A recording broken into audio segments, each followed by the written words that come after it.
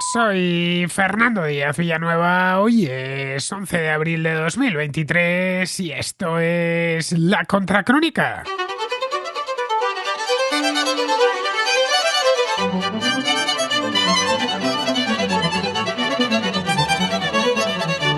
La Organización de Países Exportadores de Petróleo, es decir, la OPEP, y una serie de socios de lo que se conoce como OPEP Plus, anunciaron la semana pasada que recortarán la producción de crudo en 1.600.000 barriles al día, a partir del próximo mes de mayo. La medida pilló al mercado con la guardia baja y desató la alarma. Arabia Saudita y Rusia capitanearán la mayor parte del recorte con 500.000 de barriles al día cada uno. Otros 7 países pondrán el resto. Como consecuencia, el precio del barril se disparó. El Brent, que cotizaba a mediados de marzo a unos $72, lo hace ahora en el entorno de los $85. El recorte representa aproximadamente el 1% de la demanda mundial de petróleo y se produce 6 meses después de que la OPEP Plus, es decir, la OPEP más otros grandes productores como Rusia, México o Azerbaiyán, acordara reducir su producción en 2 millones de barriles al día. Ya que los miembros de la OPEP Plus están produciendo por debajo de sus objetivos, el impacto real podría ser algo menor de lo que se espera. Los analistas calculan que el recorte final se traducirá en algo más de 700.000 barriles al día. No es, de cualquier modo, la primera vez en esta temporada que la OPEP Plus reduce la producción. En octubre del año pasado ya anunció un recorte poco antes de las elecciones de medio mandato, algo que en Estados Unidos cayó como un jarro de agua fría.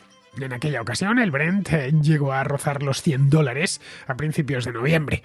Esta vez la subida no ha sido tan acusada. Una semana después de anunciarla, el barril ni siquiera se ha acercado a los $90.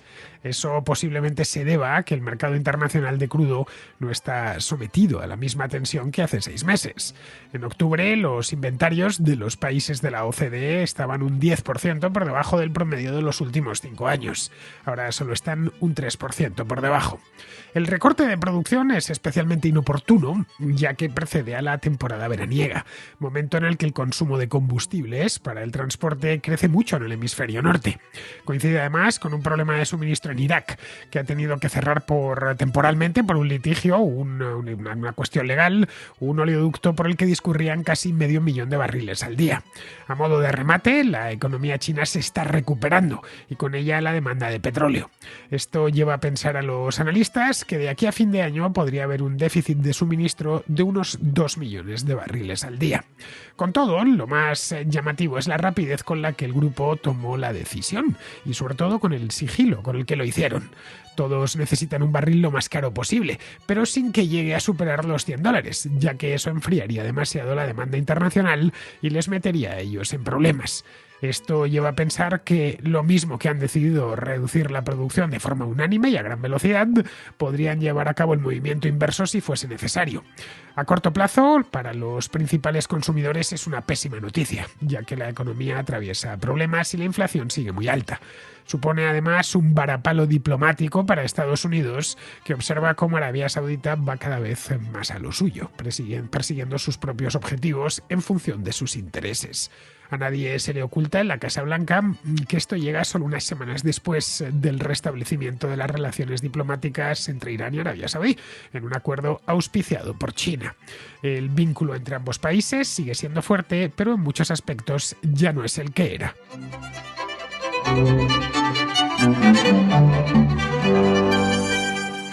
El recorte sorpresa de la producción de petróleo de la semana pasada por parte de la OPEP y sus aliados seguramente incrementará los precios de la gasolina y del gasoil, tanto en Europa como en Estados Unidos como en el resto del mundo. Es decir, que llega de una manera especialmente inoportuna porque las cosas desde el punto de vista económico, tampoco desde el punto de vista político a nivel global, estoy hablando, están precisamente para tirar cohetes.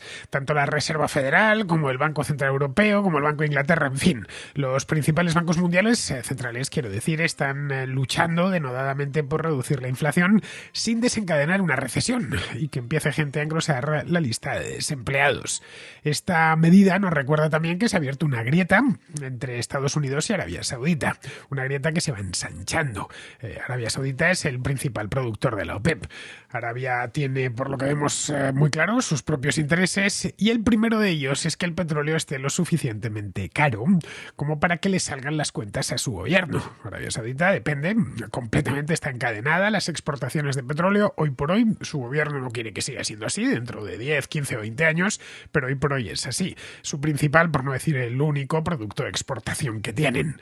Lo suficientemente caro es cerca de los $100, quiero decir. No pensemos que quieren un barril a $300 porque saben que eso paralizaría a sus clientes, les dejaría la economía completamente paralizada y dejarían de comprar. A $300 ya sería más difícil que demandasen mucho petróleo, pero $100 sí están dispuestos a pagarlo. Esto es algo que lo tienen claro porque en los últimos 2 años el precio pues o lo ha superado de manera breve o se ha acercado varias veces. En los últimos meses se había quedado en el entorno de los $70-80 y eso les parece poco. Algunos países productores son tan desastrosos con su propia gestión interna, y especialmente la gestión petrolera, que un barril a $70 les meten problemas presupuestarios, porque extraer y poner el barril en el mercado ya casi les cuesta eso. Pero claro, para hacer esto, para poder empujar el precio del barril hacia arriba, los saudíes necesitan primero sacar pecho y decirse a sí mismos que pueden todavía modular el mercado petrolero mundial a su antojo. El hecho es que Arabia Saudita no es el mayor productor mundial de petróleo. Lo fue en el pasado, eso es indiscutible. Cuando pensamos en Arabia Saudita siempre estamos pensando en petróleo, y lo fue además durante muchos años, pero en estos momentos, y desde hace un tiempo ya, la producción estadounidense, especialmente de petróleo no convencional, es muy superior. En 2021 las compañías estadounidenses, en Estados Unidos no hay nada parecido a una compañía estatal, son compañías privadas todas, extrajeron casi 19 millones de barriles al día. Aramco, que es la petrolera estatal saudí, se quedó bastante lejos, con solo 10.800.000. Le siguió Rusia con 10.700.000, esto es antes de la guerra de Ucrania, es decir, 2021, y luego ya Canadá con 5,5 millones de barriles al día siempre. De los 5 principales productores que os acabo de desgranar, solo Arabia Saudita está en la OPEP. Los 4 restantes no. Rusia, eso sí, pertenece a la conocida como OPEP Plus.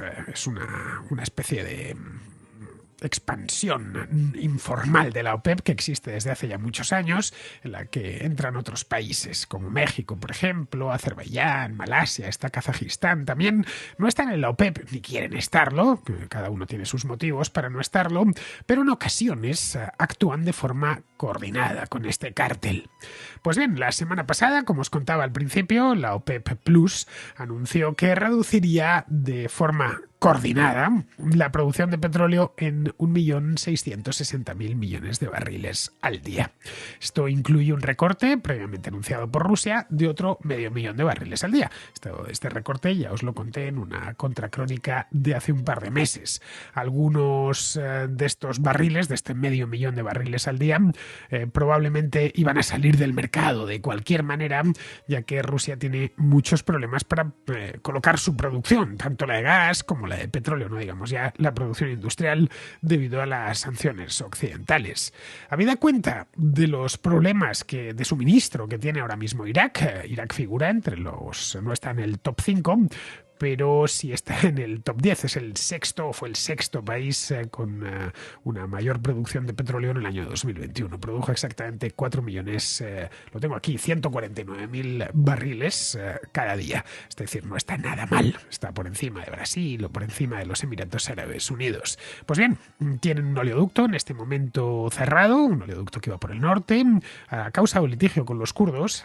Es un oleoducto que bombeaba bien porque todavía no se ha reabierto, aunque por lo visto lo tienen muy avanzadas ya las negociaciones para reabrirlo desde el Kurdistán hasta el mar Mediterráneo a través de Turquía.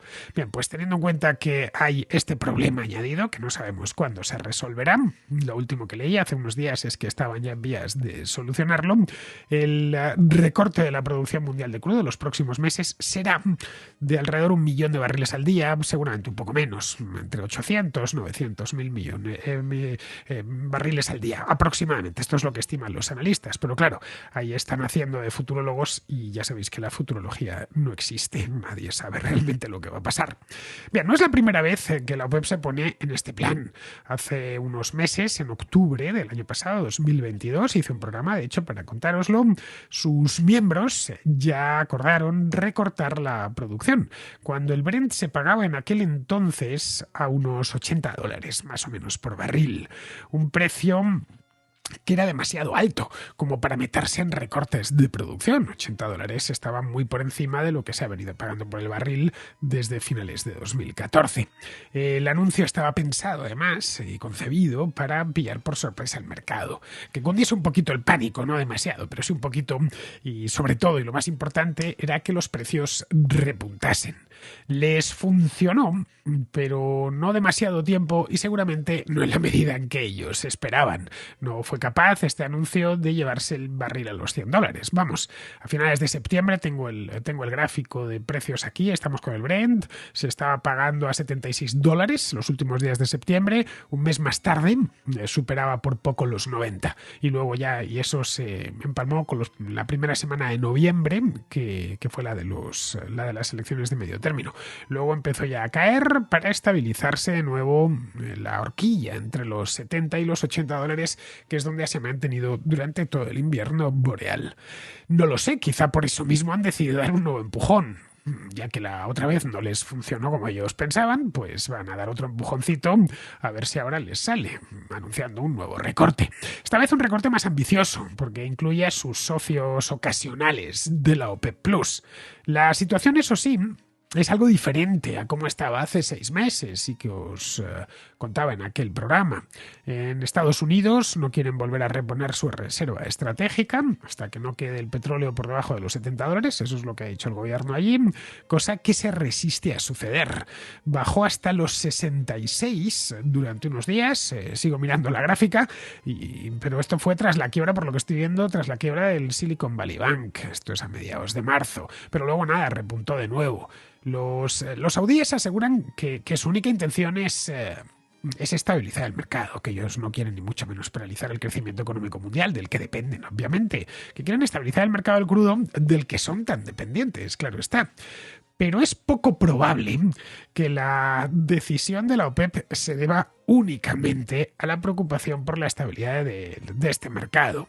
Aunque los precios del petróleo, lo acabamos de ver, han caído desde sus máximos, en respuesta, entre otras cosas, al aumento de los inventarios, las preocupaciones por la recesión y la crisis en el sector bancario, lo hemos visto con el Silicon Valley Bank, pero sobre todo, y esto también sucedió a mediados de marzo con el Credit Suisse, pues bien, si juntamos todo esto, lo que vemos es que la mayor parte de las proyecciones prevén escasez de petróleo a finales de este año y principios del próximo, debido básicamente a la recuperación de China. China salió el año pasado de la política de COVID-0, que la tuvo su economía no paralizada, pero casi en muchos aspectos, y sobre todo, y esto creo que es más importante todavía, a la falta crónica de inversión en nuevos pozos.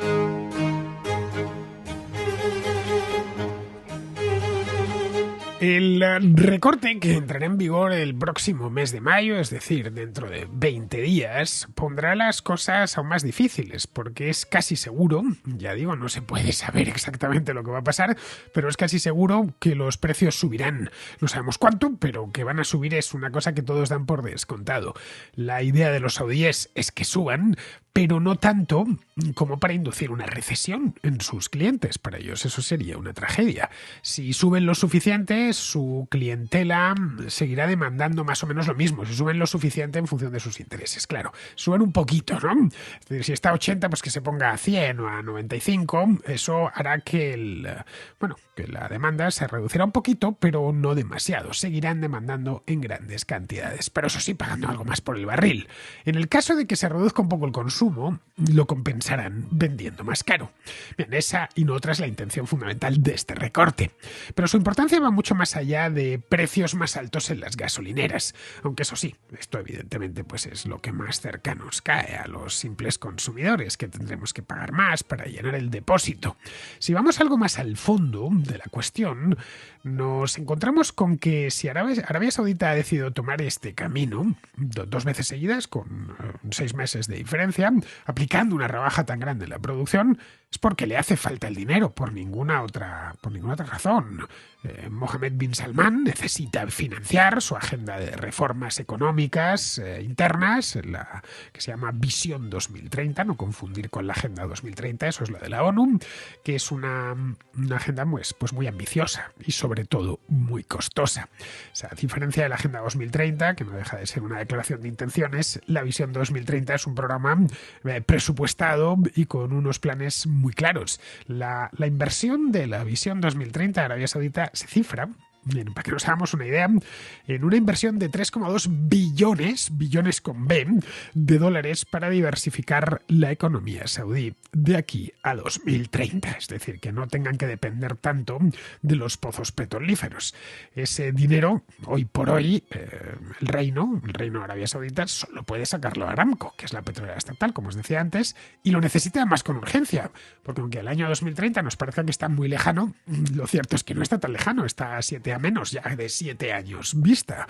Está a la vuelta de la esquina.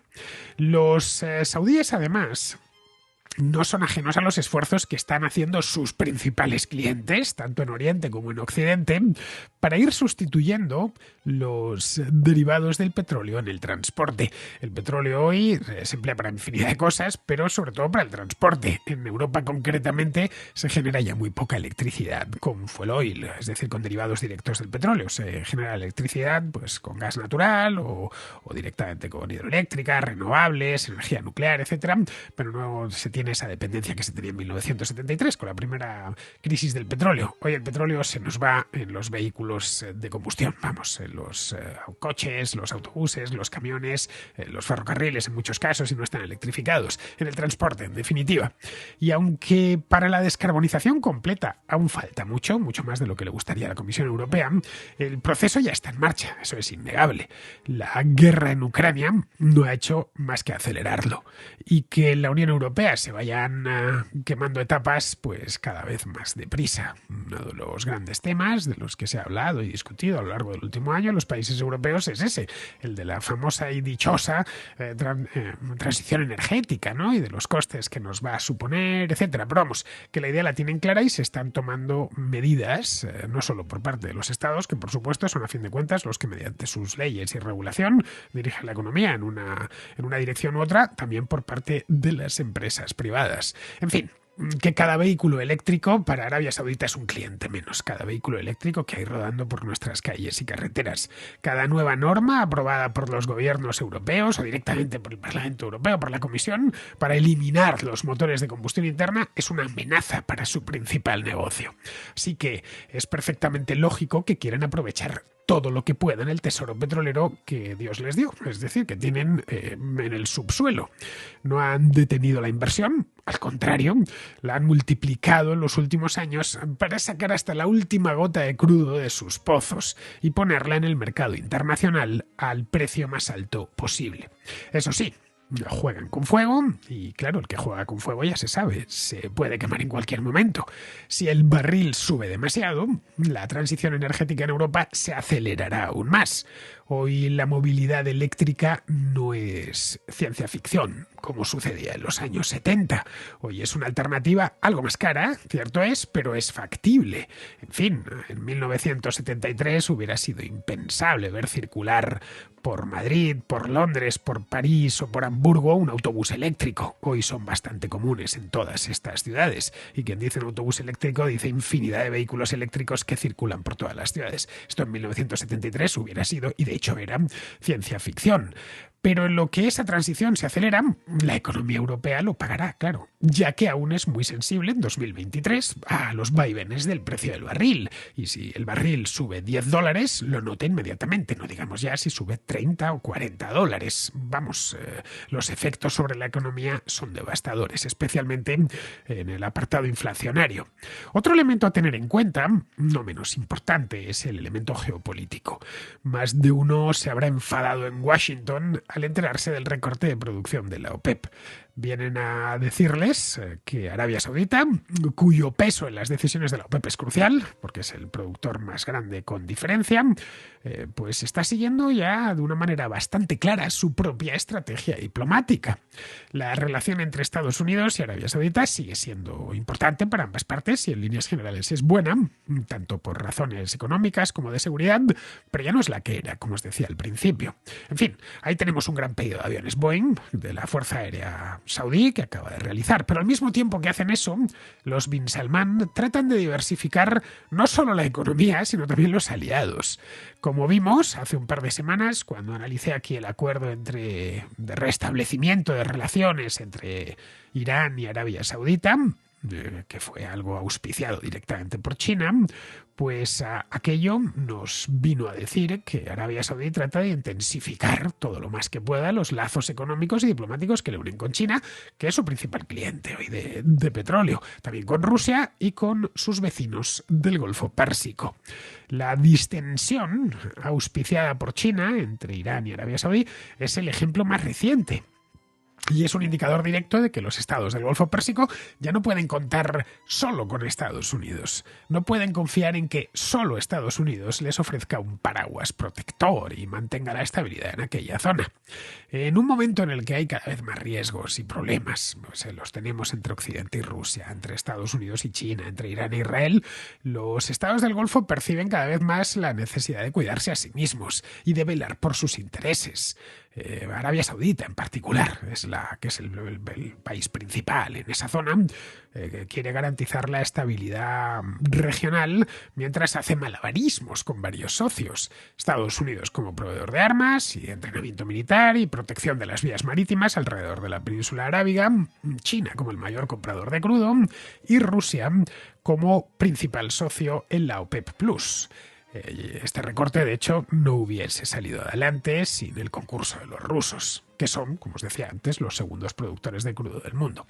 Esto deja un poco en el aire aquel acuerdo que os comentaba hace tiempo, ¿no? Ese acuerdo de petróleo por seguridad que Franklin Delano Roosevelt y el rey Saud firmaron en el crucero el Quincy, que estaba al final de la Segunda Guerra Mundial, en 1945, ¿no? Franklin Delano Roosevelt, que estaba de visita en el viejo continente, se dejó caer por allí para firmar un acuerdo con alguien del que muchos nunca habían oído hablar, el rey de un reino recién nacido que se había partido lo que era parte, al menos, la península arábiga del antiguo Imperio Otomano.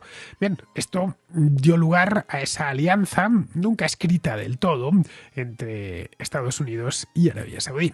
Estados Unidos ya no depende del petróleo del Golfo Pérsico, apenas importa petróleo saudí, por lo que a aquella zona del mundo le interesa mucho menos. Esto se ha podido ver con la guerra en Yemen.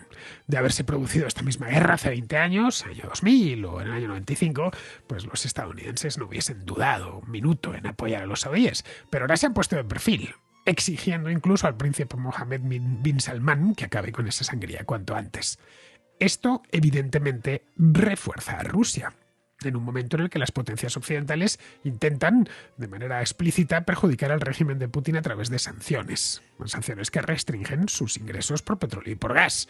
En un mercado con la oferta más restringida, el descuento que Rusia deberá aplicar a su crudo pues probablemente sea menor. Y esto dará un impulso a sus ingresos. Bien, esto demuestra que la asociación entre Arabia Saudí y Rusia sobre su estrategia de precio del petróleo sigue siendo bastante sólida. No se trata evidentemente de una alianza estratégica, ni mucho menos, pero sus intereses confluyen en este aspecto. Los saudíes quieren que Rusia produzca menos y los rusos quieren que les paguen algo más por el barril, que están vendiendo con grandes descuentos, como bien sabemos. Vamos, que ambos ganan con el recorte en la producción. Más a largo plazo es difícil, bueno, por no decir imposible, saber por dónde irá la cosa. La transición energética ya ha comenzado pero no sabemos cuánto durará y cuán dura será para Occidente. No va a traer un colapso inmediato de los petroestados, como algunos creen, al menos de los petroestados grandes como Arabia Saudí. La participación en la producción de crudo de los países de la OPEP seguramente vaya en aumento, ya que en Occidente cada vez se invierte menos en este negocio. Un negocio que tiene fecha de caducidad. Entre tanto, Arabia Saudita, los Emiratos Árabes Unidos, Kuwait y otros estados petroleros están invirtiendo decenas de miles de millones de dólares para aumentar su capacidad de producción. Eso no está sucediendo ni en Estados Unidos ni en Canadá, donde sus gobiernos son reacios a seguir extrayendo crudo, porque lo consideran un producto que está ya finiquitado y que es sucio. En esa intersección es donde los saudíes, y no solo los saudíes, también el resto de productores, quieren hacer caja. Para eso necesitan un petróleo algo más caro, que es probablemente lo que tengamos este año y el próximo.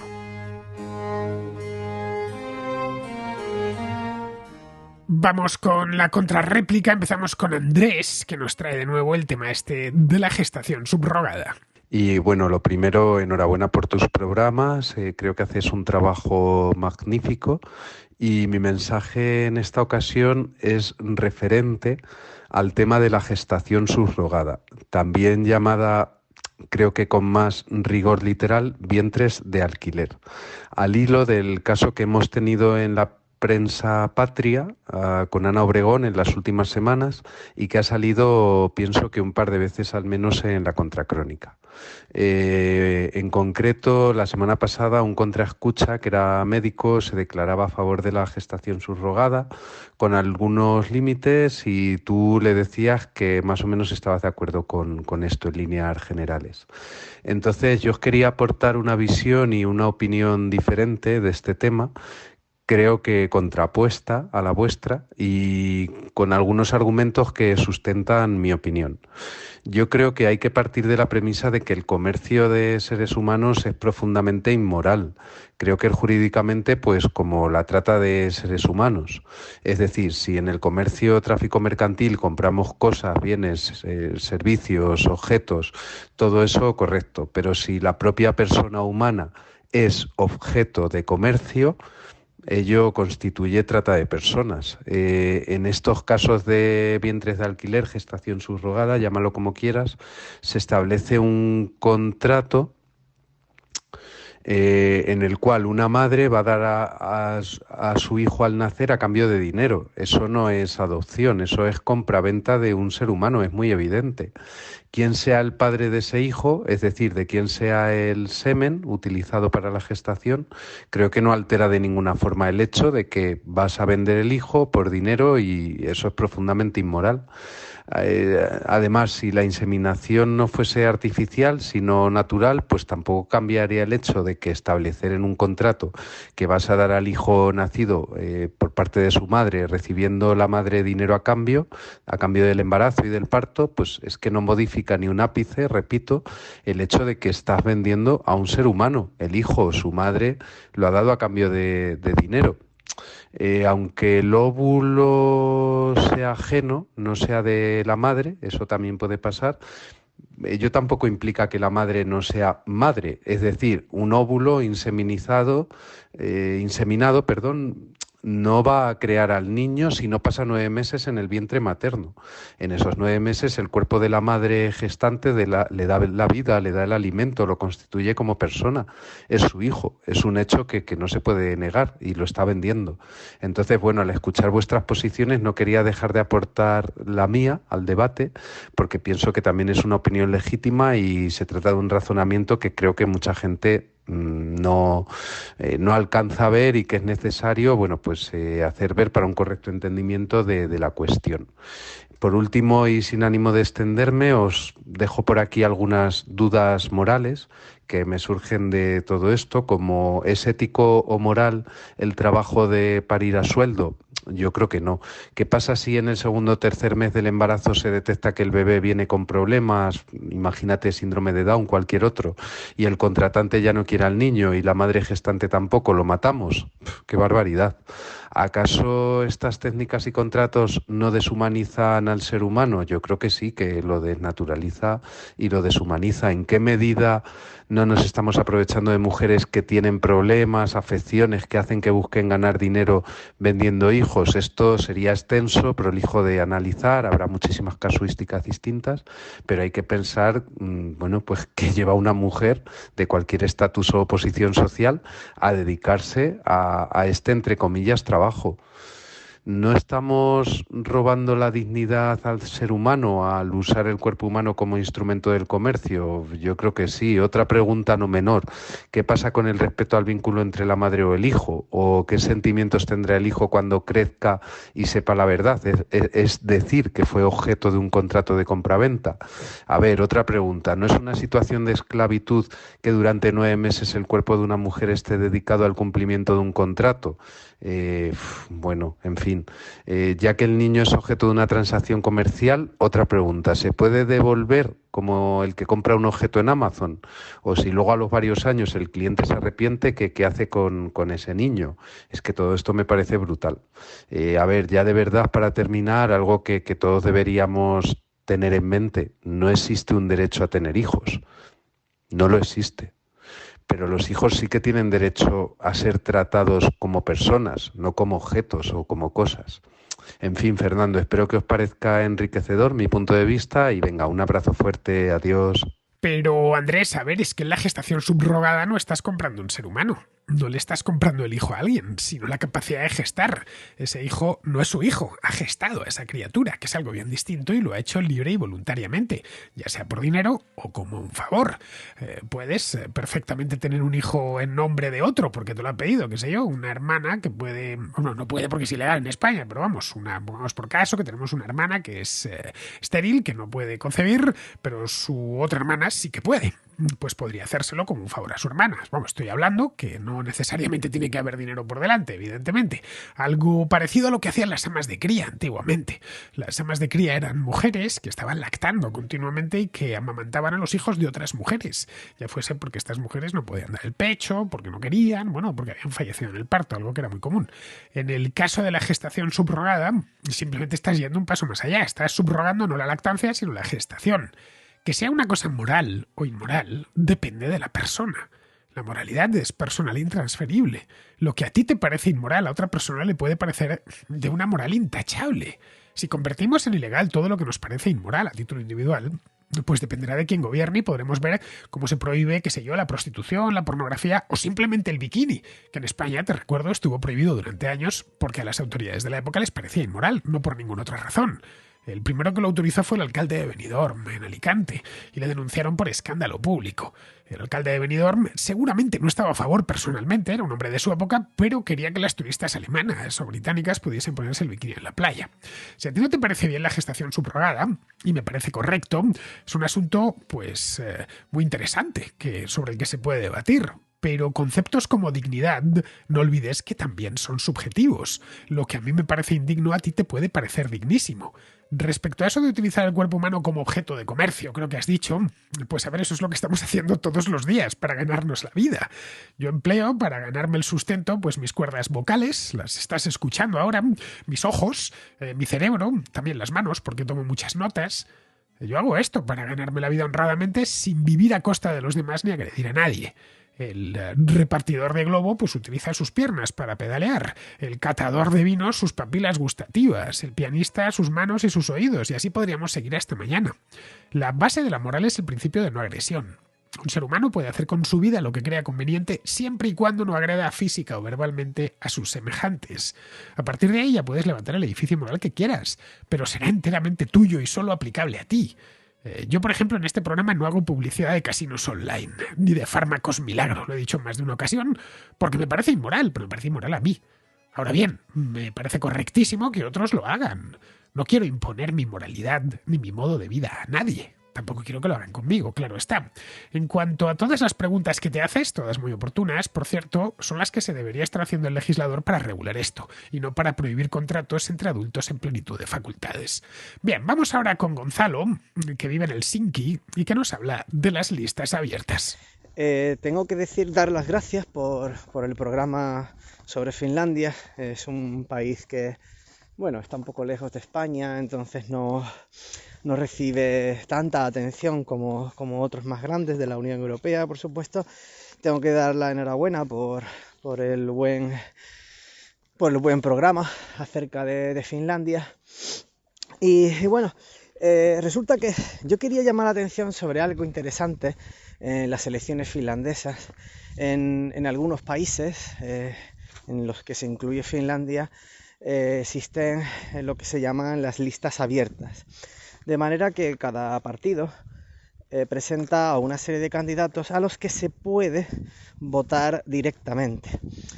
Eso es curioso porque, claro, cuando hay algún candidato que ha tenido algún caso de corrupción o ha dicho o actuado de alguna forma inapropiada, pues recibe sus críticas de los medios de comunicación, llega a los votantes que castigan a ese candidato en las elecciones, pero sin renunciar a votar al partido.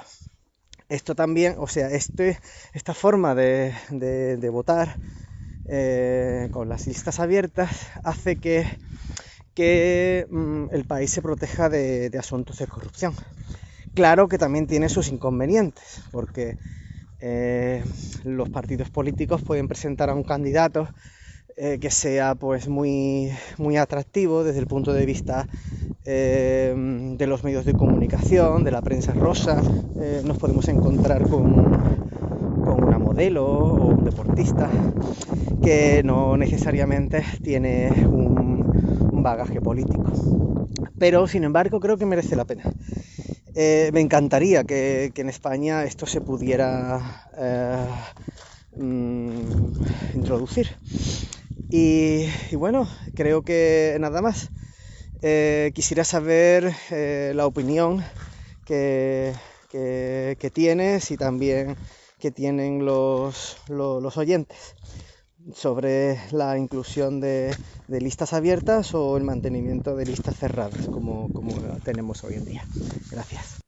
En España las listas cerradas son las que se emplean en el Congreso de los Diputados, porque según están concebidas las circunscripciones, no puede hacerse de otra manera. En España hay 52 circunscripciones, son 50 provincias y las 2 ciudades autónomas del norte de África. El problema de las circunscripciones españolas es que hay mucha disparidad en la asignación de escaños de cada una de ellas. Soria envía solo 2 diputados a las Cortes, mientras que Madrid envía 37.